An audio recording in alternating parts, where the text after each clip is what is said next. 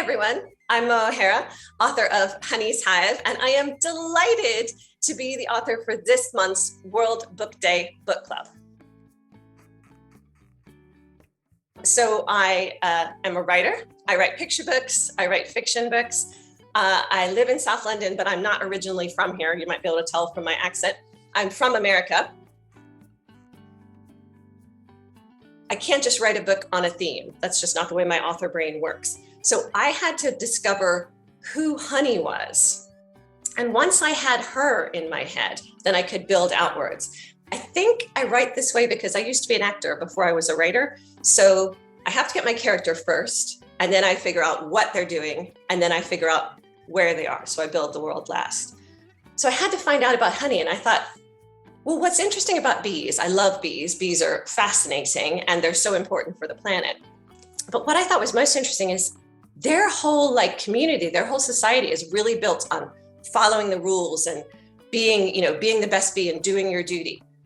And what if there was a bee who just found that really hard and who just couldn't not be an individual? And that's how I found honey. I thought, that's the bee I want to write about. Insects and pollinators and bees are so important for the environment. They are vital for the earth as it is and humans living on it. So as an environmentally important thing to do, I wanted to really celebrate bees. Secondly, as I said a little bit too, I really found the idea of, what is your role, and do you have to keep in your role in a hive or in a community? Or can you kind of go outside your lane? And I really wanted to explore that because I'm all about being an individual and being able to express yourself, to be yourself, to use bee puns. There's a lot of bee puns in the book. I chose to use a narrator to help tell the story. Now, books can either be told in first person. I write a lot like this, where you're saying, I did this, I ran over here, and then I fell over, and then this happened to me. And you're writing about yourself, or your character is writing about themselves. Or you write in third person.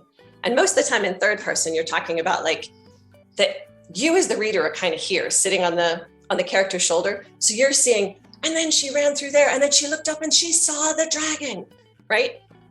I wanted to be able to, mostly for comic effect, be able to pull back from my main character's shoulder and go far away and go, actually, it's not a dragon. She thought it was a dragon, right? So it's a good way for me to have a narrator to put in more comedy and let you know some more stuff about bees. Because change is usually, a moment of change can be a moment of conflict. And you need conflict in a story. You need problems. You need stuff to go wrong. The story would be really boring if nothing went wrong for your characters. So in Honey's life, she is going through a moment of change, and then her hive is going through a massive moment of change. And her reaction to that and that conflict in her life is what I find really interesting.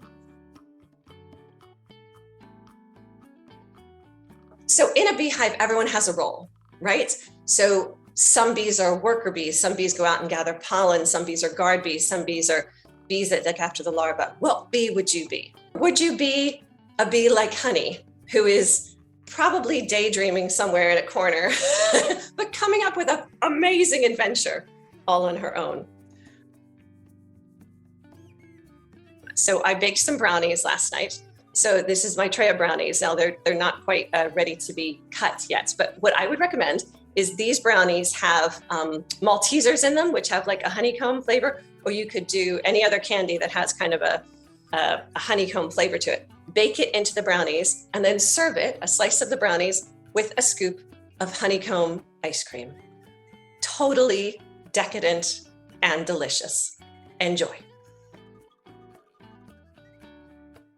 Reading to me is just a really special time. It's either a really special time that you have by yourself, or it's a really special time when you're sharing a book. Sharing books with my kids was amazing, right up from sharing a picture book with them to when they got old to be teenagers and we might read the same books and talk about it. I love that. As a kid, I was a reader, but I also had a very short attention span. So I didn't read kind of long books for a long time. I liked kind of short, funny books, which I think is why I kind of write short, funny books now, because I'm trying to write for like 8-year-old Mo.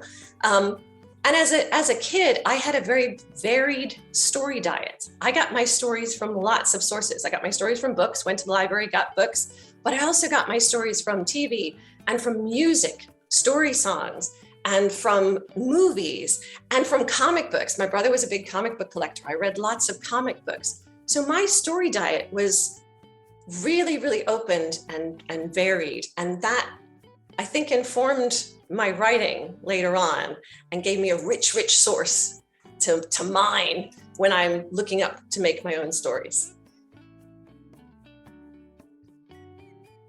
I have 3 recommendations of books that I love that I hope that you will like too. And they're all kind of a little bit linked to honey and Honey's Hive in some way. So my first recommendation is the wonderful Major and Mina series by Karen Owen, illustrated by Louise Barshaw. And this is the second one, Operation Raven. There's 2 so far. And I picked this because this series, and kind of like Honey, is all about having something that makes you different and that maybe makes you feel you don't fit in, but that thing that makes you different is actually part of the thing that makes you awesome. So the lead character in this story is hard of hearing. She has hearing aids, but she is so resilient, and she uses her kind of superpowers of observation in the world to become a really cool detective. And so, yeah, it's about like taking what's different and realizing that's what makes you awesome. My second recommendation is a lovely series. And this is, again, one book in a series of 4 books called Sona Sharma. So this is Sona Sharma, A Friend Indeed, by Chitra Sandar, illustrated by Jen Cotton. And I picked this book because it's all about friendship. And Honey's Hive, so much of Honey's Hive is about friendship. And this book deals with a girl who is running in an election against her best friends and how she deals with it in a class election. And as in Honey's Hive, you have to learn to be true to your friends and be a good friend, but also be true to yourself at the same time. That's a lesson that Honey has to learn, and Sona has to share that lesson as well. So I thought it's just a fantastic book about friendship. I should recommend it. My third book is totally different. It isn't a fiction book at all. It's kind of a workbook, and it is called We've Got This. And it is, the second part of the title is 6 Steps to Build Your Empathy Superpower. It's by Rashmi Surdeshpande, and it's illustrated by Juliana Agnier.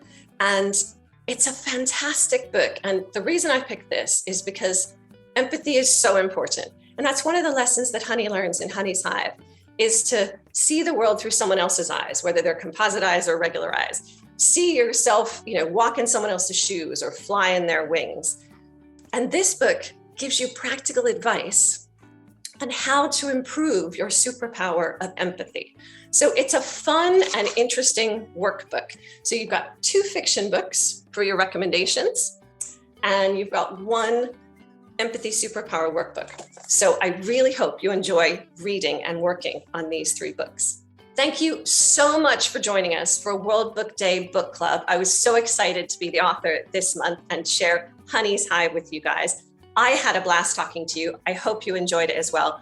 But please let us know what you think, and go on the World Book Day website and talk to us about your thoughts about Honey's Hive and other books.